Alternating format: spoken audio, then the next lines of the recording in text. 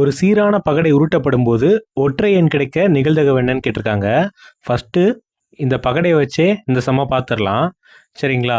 ஒரு சீரான பகடை உருட்டப்படும் போது ஒற்றை எண் கிடைக்க நிகழ்தகவு என்னன்னு கேட்டிருக்காங்க. ஒற்றை எண் அப்படின்னா என்ன அப்படின்னா, இந்த பகடையில் மொத்த பாசிபிலிட்டி எவ்வளவு, அதுக்கப்புறம் ஒற்றை எண் ஆட் நம்பர் எத்தனை இருக்குது அப்படிங்கிறது தான் இந்த கான்செப்ட்டு. சரிங்களா?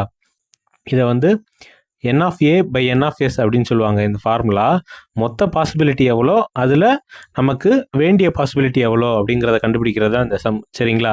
அப்போ மொத்த பாசிபிலிட்டி எத்தனை அப்படின்னு பார்த்தீங்கன்னா, ஒரு பகடையில் 6 சைடு இருக்கும்.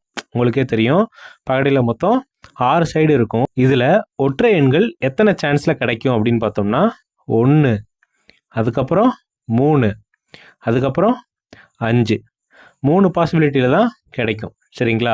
அப்போ மொத்தம் 6 பாசிபிலிட்டி, அதில் ஒற்றை எண் கிடைக்க நிகழ்தகவு என்ன அப்படின்னா 3 பாசிபிலிட்டி. சரிங்களா? ரெண்டையும் அடிச்சு கொடுத்தீங்கன்னா 1 3 3 2 3 6. அப்போ ஆன்சர் என்ன? Option A 1/2.